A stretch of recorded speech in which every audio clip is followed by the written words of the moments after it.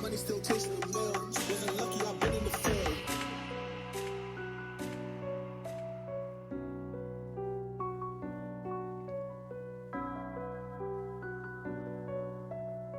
Got money still chasing the mail. Wasn't lucky, I've been in the field.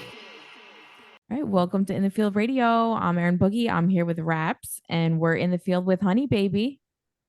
Hey, Welcome. Thank you for taking the time to sit down with us. of course. Thank you for having me. For sure, for sure. I mean, shoot, I probably want to set it off already. First thing that I want to get to, what really blew me away a lot of the time was like these music videos, super theatrical, super cinematic. From Left Eye, obviously being the most cinematic one. Where are you drawing that inspiration from? Is it from theater, movies you've seen? Is there anybody that's kind of assisting behind the lens to kind of bring that to life?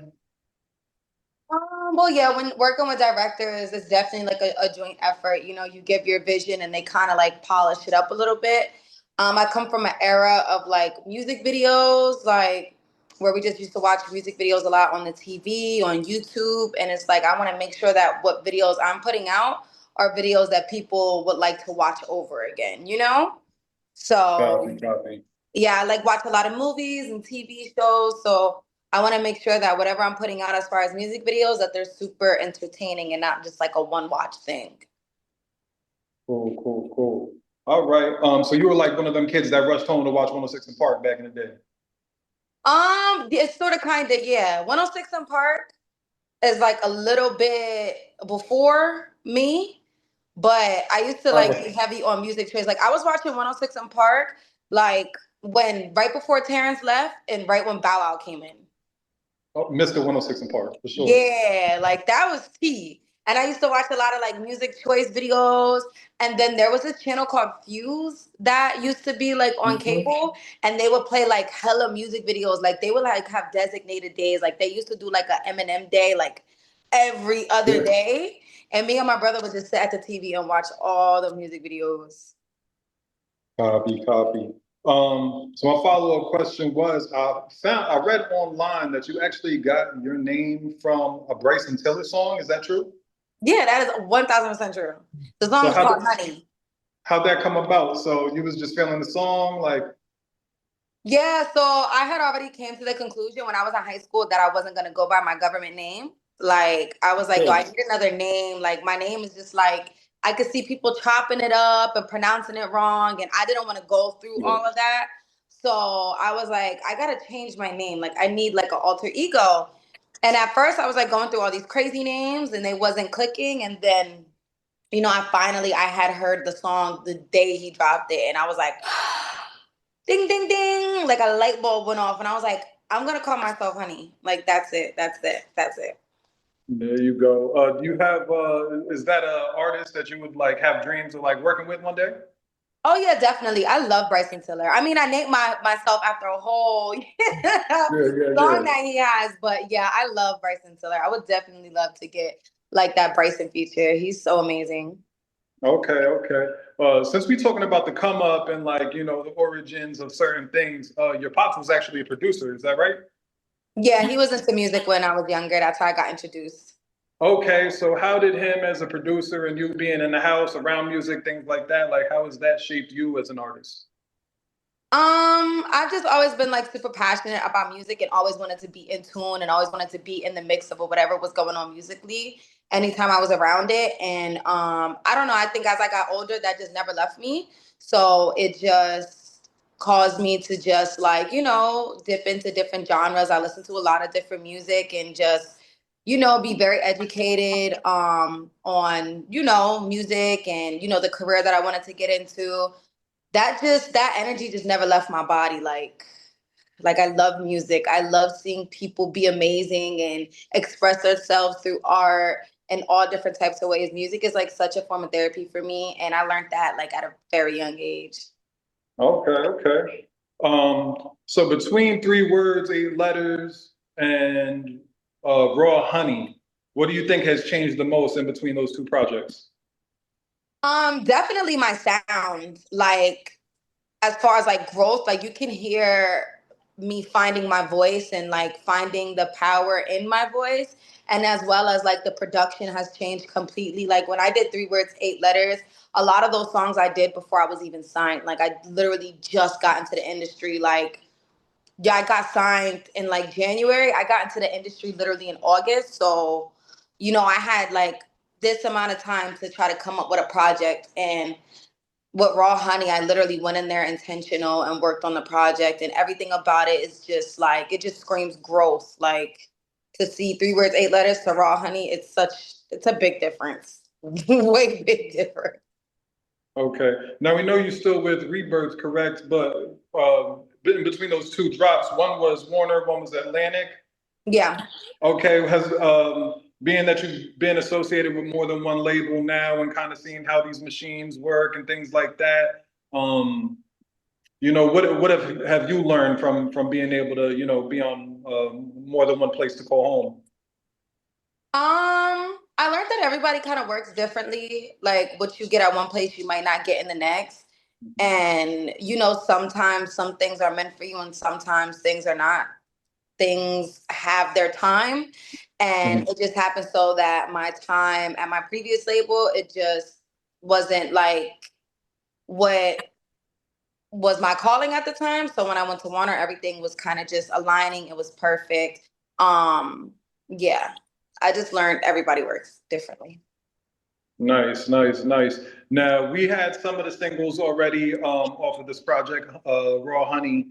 Once we got the project, which we got to listen to it a little bit before it dropped. 3 a.m. when you listen to that, you already knew that was the one. It was a smoker off rip. I think my next question would be like, did you know what the momentum was gonna be when you first laid it down? Like, was it that feeling that night in the studio? Actually for 3 a.m., that was kind of like a sleeper for me. Like it actually was a sleeper for a lot of people, I feel like at first. But yeah, I didn't know what to kind of expect from it. I just knew when I did it, I was like, yes, it's like this is a great song. Like it'll be so dope. Like as a collective, we were all just kind of like, Toosii would sound like really amazing on this song. Yeah. Like, like we're gonna put this on the project. Like, and that was kind of just like that as far as 3 a.m. It wasn't like a song that we thought was going to be a single or that we were working on being a single. It just kind of happened like naturally, organically. Did you and Okay. Toosii get in the studio for that feature, or was that done via email? Yeah, we did it like separately. Like he recorded, I had already had the song done for like a month or two before he even put a verse on it. So yeah, we weren't in the studio when he did it. Okay. Was there anybody else that you maybe had in mind that you would have liked to get on that, but this situation just was what happened? No, I literally only wanted like Toosii on it. Like he was the only person that, that like felt like would put the icing on the cake on the record. Just with his tone and, the way he kind of like sing raps, like a melodic rap in a sense. Yeah. And yeah, like he just did what he needed to do. So I didn't really see anybody else for the song. Like if he wasn't going to be on it, I really wasn't thinking about putting a feature on it. Wow. Since that was the sleeper single, what was the single that you thought it was going to be? Well, Left Eye, but it already had came out so many months more prior. Yeah, So yeah. it was kind of like, we can't make that the single. Like we have to choose another single. And out of my favorites on the project, it would definitely be like Tricks for You, Laying in His Bed, Broken Mirrors, like one of the more like upbeat songs. I wanted to be more the single, but we just kind of let the numbers kind of do its job. And that's how we kind of picked it out. Okay. So that was a dope feature. So like to me, I felt like it might have been like a little bit of an alley-oop to be like the single. I know that you got some big features. Busta Rhymes, Lola Brooke.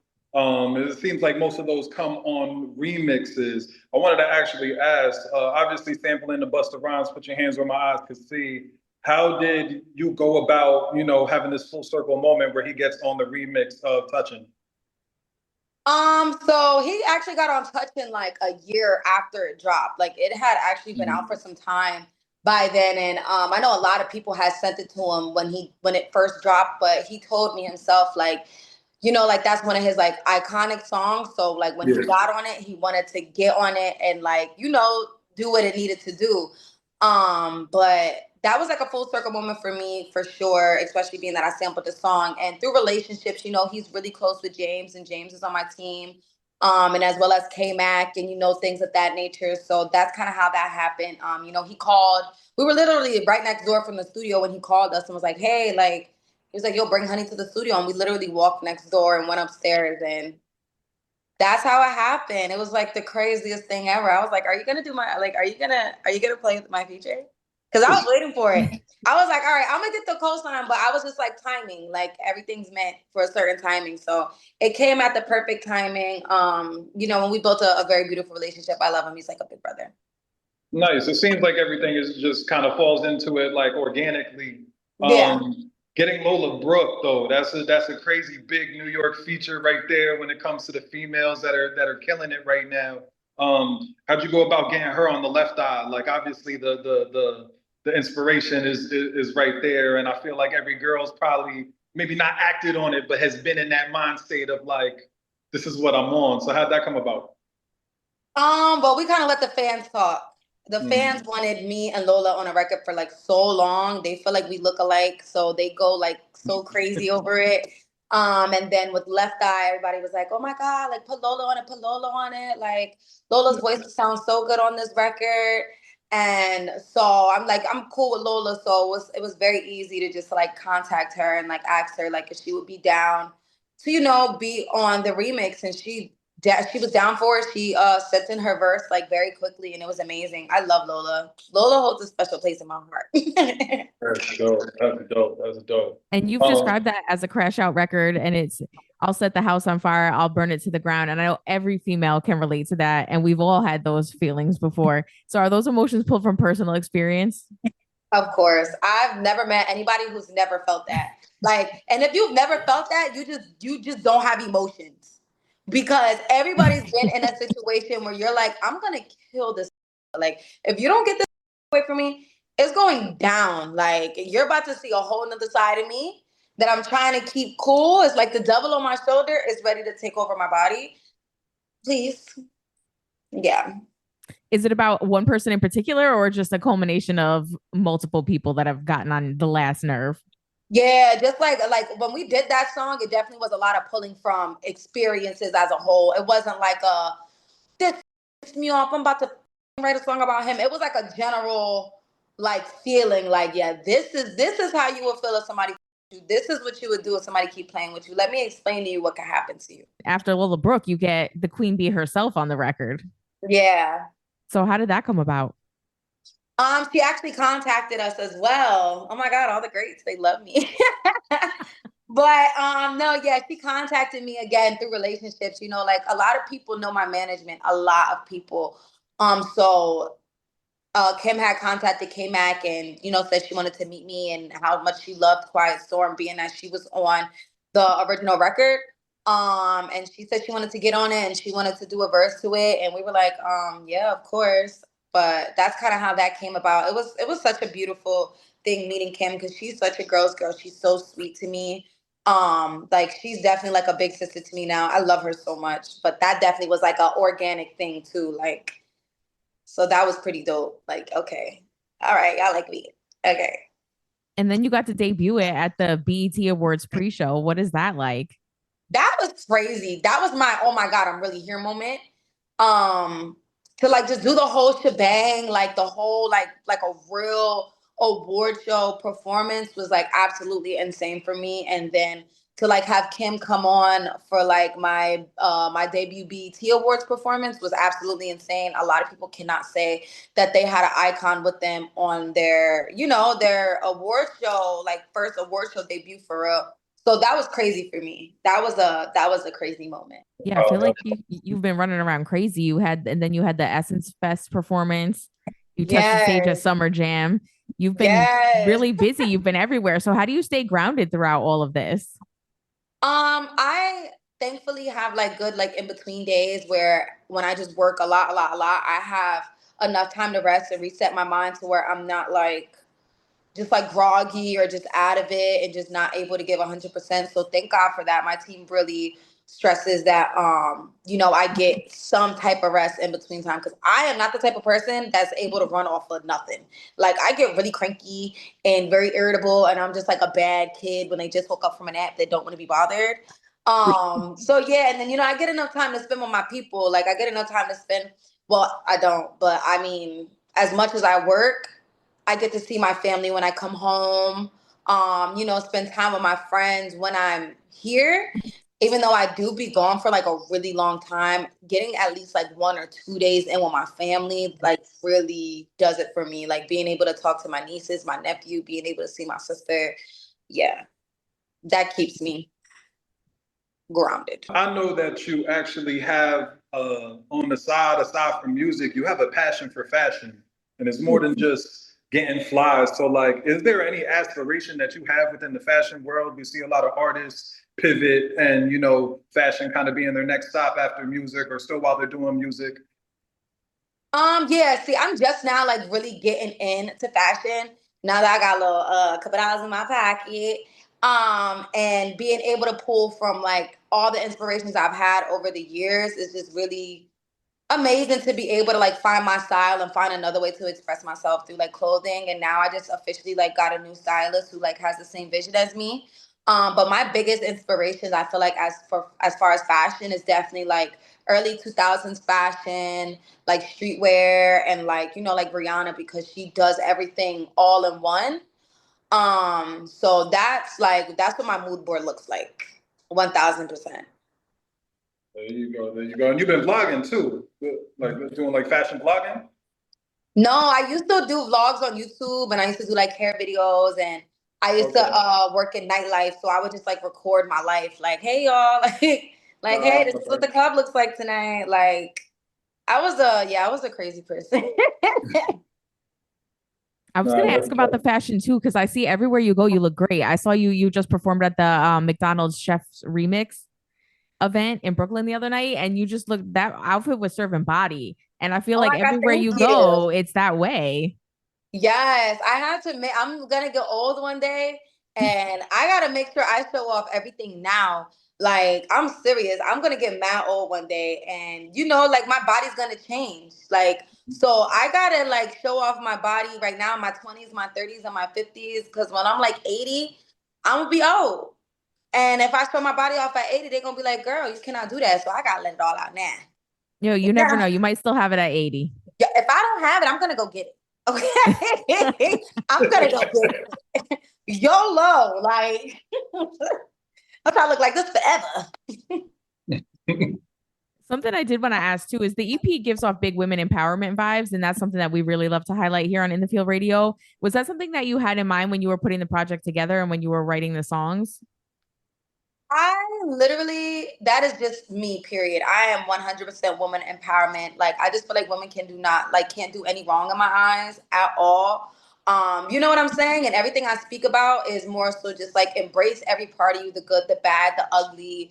Like, my songs can be very chaotic and very like, oh my God, I can't believe she said that. But it's just like, I'm embracing who I am as a young woman going through the phases of life. And I want everybody else to feel comfortable to do so as well, no matter what it is. Like, we all make mistakes. We all go through crazy stuff. Even if one sounds crazier than the next, you're not the only person going through it. So it's just like, we ball, like, just let it out. I love that. And then we do like to educate here too on In the Field Radio. So what are some mistakes you made early on during your grind that you would warn artists to avoid? I would say don't get too comfortable, and like more so like don't let your mind with you, because you'll get comfortable being up. Like, you'll get comfortable allowing yourself to doubt yourself. You'll get comfortable being like, oh my God, I can't, because you start to get scared. People don't talk about like wanting something so bad. When you have nothing to lose, you do everything, compared to when you do have stuff to lose. You kind of get like, some people get like, oh my God, like, I don't know what to do now. Like, I'm overthinking everything. I got all these eyes on me. It's not like before when nobody could see me. I was just running. So I would just say, like, keep that in mind. Like, the same way you came in, you got to keep that mindset. You got to do everything like nobody's watching. Like, do everything like you have nothing to lose. because that's how you're gonna get far. Because when you have that, like that person in the back of your head, like telling you all the bad things, you know, you just start to get comfortable with that mindset. Stay hungry, stay on it. Best place to grab a bite to eat in Asbury Park. Oh, I'm going to Mauricio's. It's this pizza spot that's on the circle. All right, good to know. What's a song that would surprise people if they knew you listened to it? Paramore, period. Anything Paramore. And I used to be obsessed with this like group called The Ready Set. They were like these alternative rock boys. Yeah. I love that. What are some goals that you have for yourself this year? I have so many goals just to knock down. Like, you know, I want to hit like a certain number of streams on one song. You know, I want to get my first Billboard plaque. I want to get my first Billboard entry. I want to be nominated for an award. I want to hit my 1 million followers on all platforms, strictly for music. What else? I have so many like baby little goals that I have to knock off. Those are all really good though. Thank you. And then as a female fronted radio show, I like to end the show by highlighting extraordinary women. So who is a woman that made a major impact in your life? My nanny. Shout out to Nani. Shout out to my girl. And then what can we expect next? More music, more shows, more performances. I'm just literally going to be everywhere. People are going to get sick of me. I love that. And then is there anything else you want to say to the listeners before we get out of here? Just to make sure that they stream Raw Honey and stream Left Eye and stream 3 a.m. and, you know, watch out for your girl. Well, they'll definitely be tuned in because we've definitely been playing your music. So. Oh, thank you so much. Sure, right. Well, thank you for taking the time out. Of course. Thank you for having me. Yeah, for sure. Thank you for rocking with In the Field Radio. Thank you. Welcome to In the Field Radio. I'm Erin Boogie. I'm here with Rapz. Yeah, what's going on, people? Another 10 p.m., another Monday night. I might have said it backwards, but I still got it right. We're here on 91.3 FM, WVKR, Poughkeepsie Independent Radio. How are you doing? I'm good. Just off a nice little weekend, man, a relaxing one. What's good with you? Oh, you got to relax? I'm jealous. I mean, Friday night, I was DJing at Midnight Ferry. Dope vibe, good vibe. Shout out to the staff over there. They always holding it down. Yeah, then the rest of the weekend, I kind of cooled out. You know what I mean? We've been playing that skateboard T, the Cutwater joint on here. Love it. You know, I had my first experience with the Cutwaters, so, you know. How'd that go? You made it through? Yeah. You know when you think like you only drank this much and then you come back and you're like, wait, all of them are gone? Yeah, it was like that. Good times. For sure. What's good with you? What you had going on this weekend? I hit up the Tito Montana album release party. I saw that. How was it over there? He was performing too? Listen, so you know when you force yourself to go out and be social and it just blows up in your face?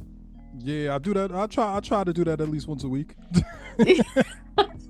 So I've been kind of like going through it, like personally, like not like going through it, but like just where I just was not feeling social. And so it was something I really wanted to go to, but I just did not want to go out and be social. So I went and I was kind of hoping that, you know, sometimes when you force yourself to go do something, it ends up being like the best night of your life. Okay. Yeah, no, that's definitely happened a couple times. Yeah, it's not what happened for me. So I went out and it was a dope event. I'm like I'm not knocking the event or anything because it was great. Tito had a fantastic turnout and it was a dope vibe, and especially for Poughkeepsie with all the craziness that's been going on, everything was peaceful. Like I said, sure. Great turnout, and everybody there seemed to be having a great time, but I was just like not in a social mood. So I unfortunately I left around 1:00 and things had not really kicked off yet. So I didn't get to stay for so you got to the majority of what happened, but yeah, I got to miss it. I'm pretty sure like the meat of it, but shout out to him for doing that because you don't get to really see a lot of that around here. For pulling it off, having it be a peaceful event and having a good turnout. I'm proud of him for doing that. So I would like to see more of that around here. Okay, a Georgia man, and that's on all streaming platforms. Go check that out, Tito Montana. We had some other music come out this week. Did you get a chance to listen to any of these new drops from Friday? What did I listen to? I listened to Mozzie. Okay. See, I'm really not a Mozzie fan, but I do know he's talented. I might gotta check that out. What's the name of it? I don't remember what the name of it was, so I checked it out because he had the song with Millie's. Okay. Your distant cousin. Yeah, exactly. You know I had to check it out. But I also was checking out Crooner from Poughkeepsie. He had put out a project too, so I was tapped into that, and I saw that you know, friend of the show, Will Power, we talk about him quite frequently. He put out a single, so I checked that out as well. Top 5 joint is hard, man. Definitely running with the Afro vibes type joint. But listen, we had some major drops on this past Friday, man. We had this Gunna album, The Last One, which is some heat. You know what I mean? I know you checked it out. He definitely didn't skimp us on the quantity of tracks. It was like 25 tracks, but all dope. I'm seeing a lot of, you know, there's people that are fans, and then there's people that were never fans giving their take. So it's like, you know, but definitely a good piece of work. And it was actually called The Last One. Remember, I think I was like wondering last week, like, yo, what's his plan? What you mean the last one? But it was the last one in the sense that this is his last album with YSL. And a lot of times it was like a thing in hip hop where like, yo, if this is your last album out the deal, you wouldn't even put your best effort into this project because you're like, yo, I'm about to be out of here. I'm just giving y'all what I'm contractually, you know, supposed to be giving you. But on the flip side, when I'm really looking at it, I'm like, yo, my man put some heat together, and it's kind of really like basketball where it's like, yeah, this might be your last season with the team, but that don't mean don't give it your all, because guess what? Whatever you do this year is going to dictate what they're willing to give you next year when another team is looking at you. So where does Gunna go from here? Gunna could really go anywhere he wants from here. I mean, he could do an independent with a partnership with like, you know, just distribution and this and that. Like he obviously for the past few years, he hasn't been moving in accordance, you know, so to say, with the label. You know, him and Thug not seeing eye to eye. You know, at this point, you kind of are the only person keeping this conglomerate hot or live. So yeah, I think it's a good move for him to part ways with YSL. I don't think that's a negative for him. I don't think it's going to hurt him. I didn't see him. I didn't see him like ringing up on a contract would be crazy. But yeah, no. You know, I think he could really just pivot anywhere he wants. So we'll probably find him at, you know, Atlantic or something. But, you know, I just think that he could, you know, if he could carry a label, he could definitely carry himself. So for sure. But other than that, man, podcast, there was a couple joints on there. Like them songs are all heat, and it's like I would have to run through them all again right now just to even let y'all know. But my first listen, I was like, dang, did he really do it? Or I don't know how I'm feeling. But once I gave it the second listen, I was like, oh yeah, nah, this is crazy. This is crazy. All slaps. Yeah, I'm looking forward to checking it out. And then we got the Rock Marciano DJ Premier. I know me and you were talking about that a couple weeks back. Yes. DJ Premier been on a crazy run. The Rock Marciano project though this type of production gives Rock Marciano a whole different energy. Like I felt like he even rapped, I wouldn't say better, because there's a lot of people that are like cult fans of him that really know like his best work is this joint that came out in whatever, and I got the vinyl. But when like Rock Marciano, if you're familiar with his style, like he don't do the drums. It's literally just a loop on loop, no percussion. Yeah. Right? And this is just like, yo, to get that boom bap. Like a lot of these records are like real funky, so it kind of like brought him to approach the track in a different way. So if you haven't listened to that record, man, make sure y'all definitely go check out that Rock Marciano project. I want to say it's only like 8 joints. So, you know, you can get through it on your lunch break, or, you know, a quick listen. Yeah, you can bump that while your shorty watches the baddies. Oh, not baddies. The baddies or whatever's on right now, you know. Right, quick. Yo, so I had something too to go in line with your favorite part of the show. Go ahead. All right, it was a good hit. We're gonna try to knock these out quick then. Listen, it was a good hip hop talk. Somebody. Listen, it was a hip hop topic too. Oh, go ahead. So Offset was on Joe Budden's podcast, and he said that he's never broken up with somebody and they've leveled up after him. What do you think about that? I mean, obviously, we know they're referring to Steph and Diggs. If I feel that way, I feel that way. Because then I get it. He's a stylish dude and he's a big player, but like, you a big player in football, like I'm a big player in hip hop. Like, what make you more lit than me, or bigger than me, or? Right after that, Cardi posted up a picture of her and Steph and Diggs with the caption "F it, we ball," and so then of course Offset he put up a post responding to that as well. So I think it was just Offset throwing a shot at her new relationship. But also leveling up is a little like fickle, because it's like, I think about it now on the guy's side, right? Let's say you break up with somebody, you a dude, right? And a girl might look at your new chick and be like, oh, he downgraded. But he's like, yo, what if shorty make me happier? She cook better. She don't argue with me. You know what I mean? All these other factors piece. That it's like. She's his piece, isn't that what guys always say? I don't know what people be saying, but you know, I do know that there's other factors. Maybe I don't know, like, is this related to money? I don't know, because I feel like guys don't date for money. So maybe the metrics of what we use, depending on who it is a little different. I did have it prepared. Hold on real quick, right? Listen, my best friend, right, is 31, female, and has been telling me that she's worried about my husband. She's saying that he isn't loyal and that she's been trying to prove this by flirting with him while I was away visiting my sister. I told her flat out, nah, that's inappropriate. We shouldn't go about it that way. She laughed it off and said I'd thank her later for exposing him. I shut that down, left, and basically before I came back, my husband had screenshots of her texting him things like, you must be lonely and I'm a better kisser than her. That's wild. He told her to stop multiple times. She ended up telling me that he was all over her, but I ended up showing her the text that he had already sent. She froze up, mumbled, and said that she just wanted to help. We've been friends for 10 years, and she's basically at this point saying that I chose a man over her. It sounds like she's jealous. Yo, from experience, I will say there are girls that may not even want your man. They just not jacking the fact that you are in something that's happy, that's healthier than anything they've been a part of. You know what I mean? They might just think like, yo, the more time you got with dude is less time you spend it with me, and I've been your friend for X amount of time and I'm lonely, so be lonely with me. That's what I'm saying. There's jealousy there somewhere. I don't know where it is or where it's coming from, but shorty is jealous of something. Listen, your man kept it 1,000. You know what I mean? Sometimes, you know, as a dude, sometimes you don't even want to tell your shorty that a chick is trying to make moves on you, because she gonna think that you up to, you know what I mean? But he kept it 1,000, was like, yo, look at this chick, look at me telling her to stop. Here we are now, and hey, yo, maybe that's a friend that you shouldn't have had anyway. I don't know what your take on this is, but I'll let you take this away and get us on out of here.